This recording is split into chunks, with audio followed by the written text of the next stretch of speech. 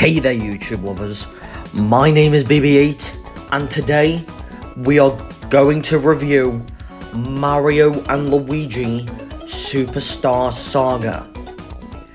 This is the final review video in the trilogy of review videos I have been doing, consisting of Metroid Fusion, The Legend of Zelda the Minish Cap, and Mario and Luigi Superstar Saga.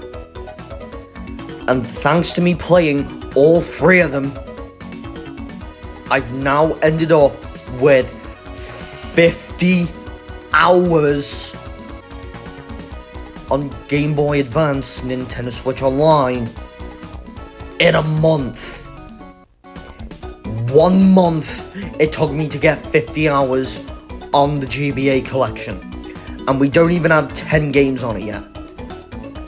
But with that out of the way, yep, I've completed Mario and Luigi Superstar Saga, and I'm ready to share my thoughts on the game.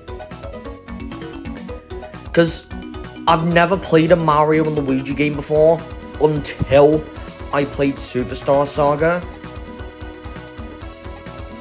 And I gotta tell you now, you're about to hear my thoughts on Mario and Luigi Superstar Saga.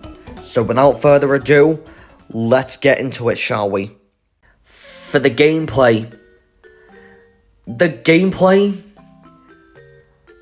overworld part, when it comes to the gameplay, wasn't really for me.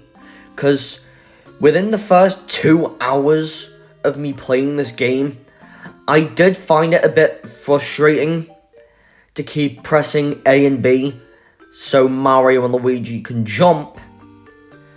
But really, I think Mario RPG did the whole navigation system a bit better alongside Paper Mario. But the overworld gameplay I did find a bit frustrating when it comes to jumping to high places and stuff. Like, it's just me because I've never played a Mario and Luigi game until I played Superstar Saga. So it took me a while to get the hang of it. But I do think the overworld gameplay managed to bring in some unique elements into the mix. Such as high jumps if you're Luigi, spin jumps if you're Mario, Luigi's Thunder Hand, which I hadn't seen at all until I played this game, which I do think the Thunder Hand did bring some unique element into Luigi, because Mario already had his Fire Hand, but Luigi's Thunder Hand did manage to create some unique puzzles throughout the Bean Kingdom, which I do think was pretty cool. And yet again,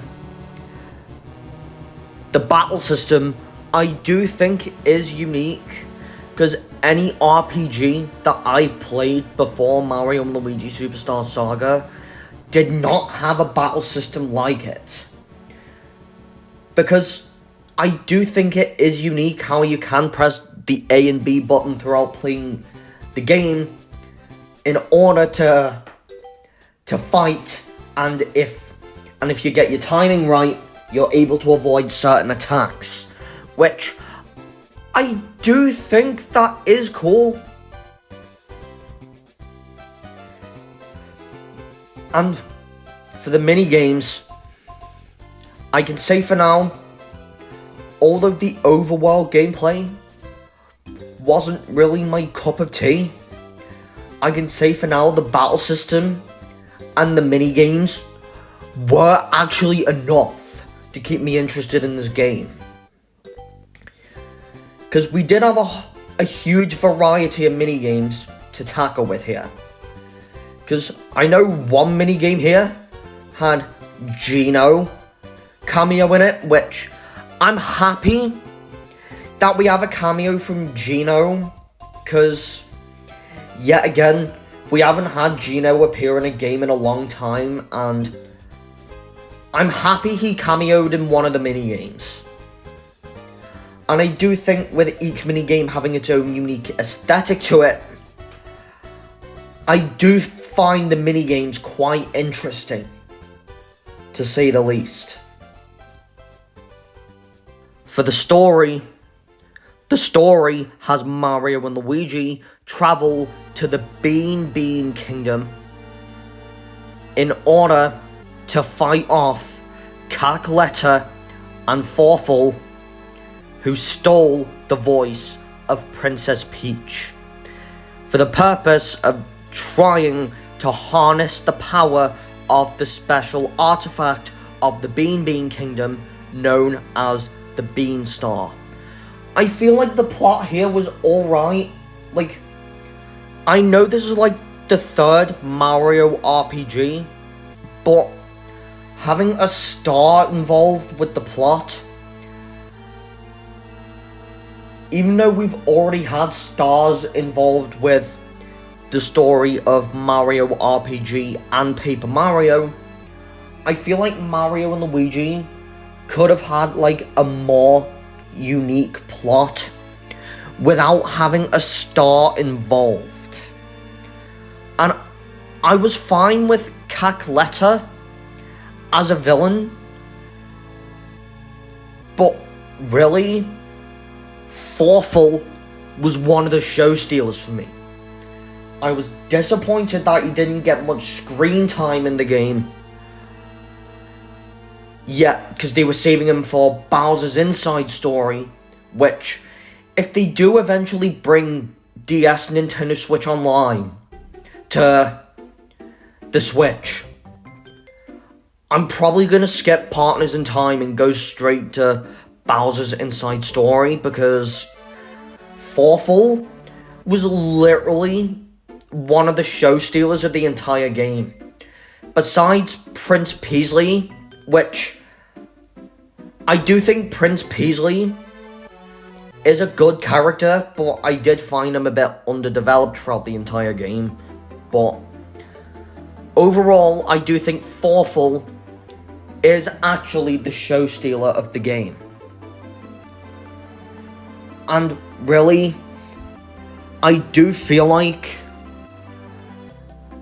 Calculetta taking possession of Bowser at the end of the game, yet again, there have been times where Bowser had gone good, such as Mario RPG Legend of the Seven Stars, probably because of Smithy, and in the case of Mario and Luigi Superstar Saga, Calculetta is actually the main villain of the game, but she does take possession of Bowser's body at the end of the game. Okay, for the summary of Mario and Luigi Superstar Saga, the gameplay, I'm going to give it a 7 out of 10. Although the overworld gameplay wasn't really for me, the battle system and the minigames were enough to keep me interested in the game. And the Switch version of this game does have a rumble feature in the game, like the Game Boy Player version on the GameCube, which does actually make the Switch Online version a bit better than the original version that came out on the Game Boy Advance. The graphics, I'm going to give an 8.5 out of 10. Because I'm not going to lie, I do think the graphics, like the Minish Cap and the Metroid Fusion, do look pretty good. And I do think the one place that does stand out throughout the entire game as a graphics is Joke's End.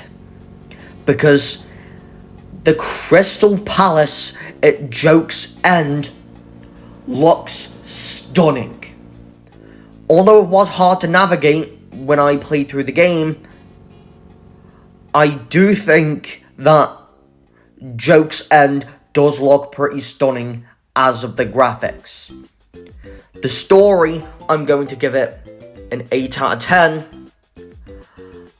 The story, although Thoughtful didn't have enough screen time, I do think the story was good enough.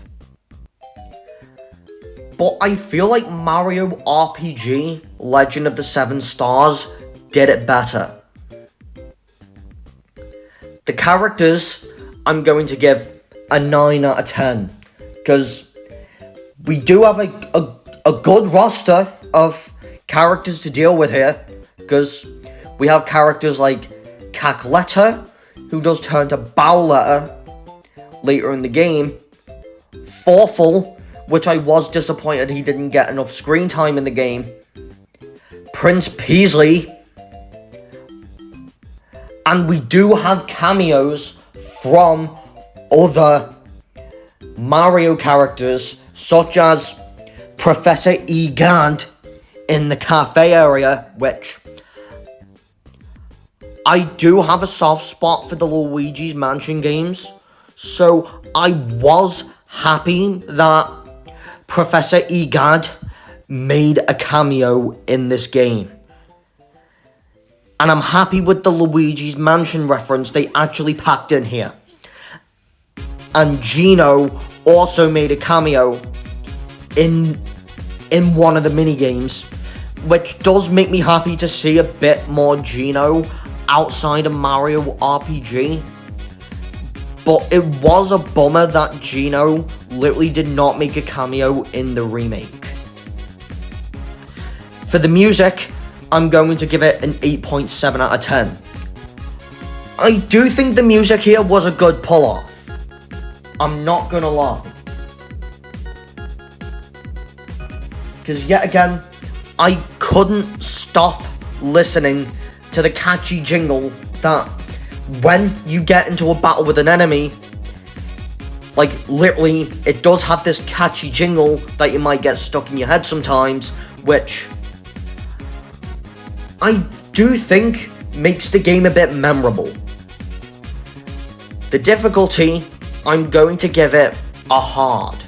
Because although some bosses throughout the game may have been a pain, like the final boss against Cackletta, I do feel like the second stage of the Cackletta boss was literally too OP. And the timing of one of Cackletta's attacks is a bit difficult as well.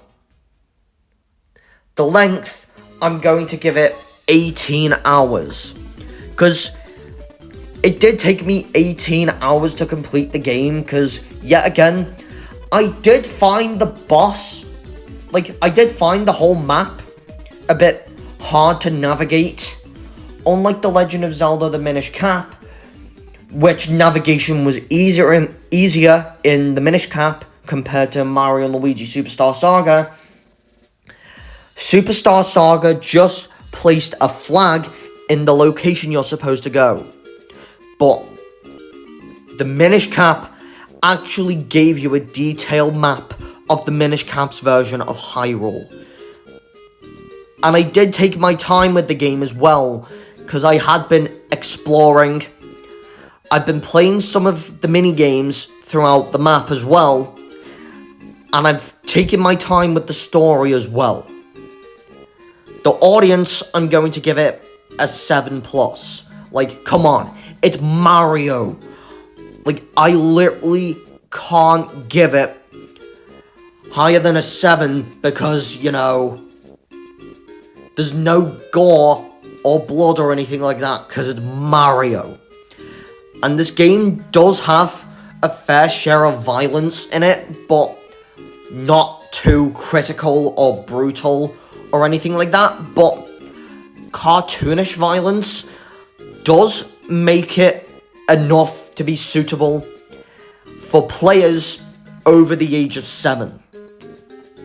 And for the perk, for the retro review perk system, I was going to introduce this new perk system for the retro reviews in my Minish Cap review, but I didn't get through to writing it, so here is the retro version of my perk system. So, the certified gold perk, nothing's changed here, meaning that a game with a 10 is one of BB8's House's all-time top picks. But unfortunately, Mario and Luigi Superstar Saga missed out on its certified gold perk. The collector perk is a game with an 8 or a 9, meaning a game you should buy or keep physically if you are a retro collector. The play then sell perk, meaning that you should buy the game and sell it when complete. Borrow, stream, or emulate as a change from borrow or stream from my standard reviews, meaning that you should borrow the game from a friend or play it at a friend's house, but don't actually buy the game. Or you can emulate it through Xbox Game Pass, PlayStation Plus, or Nintendo Switch Online, as well as any form of retro emulator on PC or mobile, if you're that kind of gamer, of course. And the void perk, meaning a game with a 1, a 2, or a 3, meaning that you should avoid the game at all costs. But luckily, Mario and Luigi Superstar Saga did not get the void perk.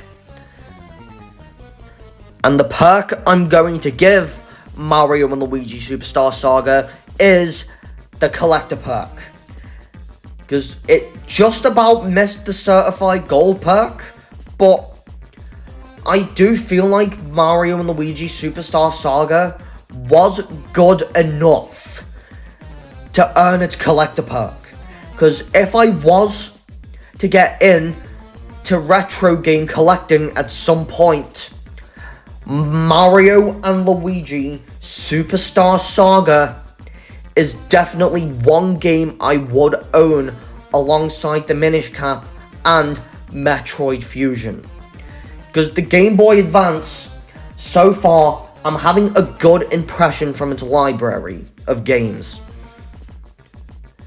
And I can say for now, Mario and Luigi Superstar Saga isn't quite up there with Metroid Fusion and The Legend of Zelda the Minish Cap, but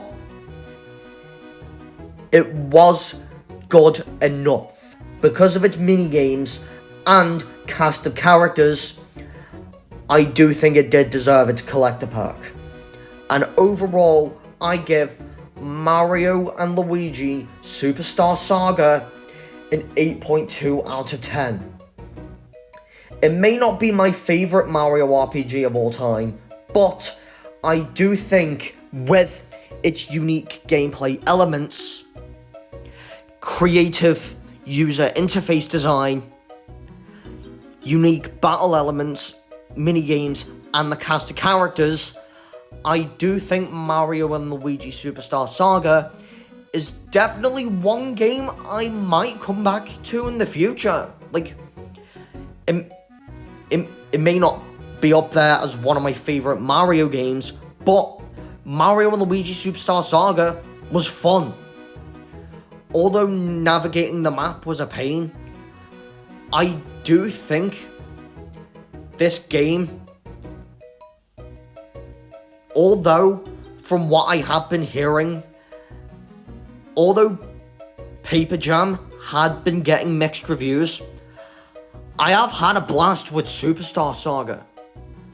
And although I was disappointed that Fawful didn't have enough screen time, because Fawful and Prince Peasley were both the show stealers of the entire game. But if I was going to play another Mario and Luigi game, I am hoping that DS Nintendo Switch Online does come in the future, because I'm going straight to Bowser's Inside Story.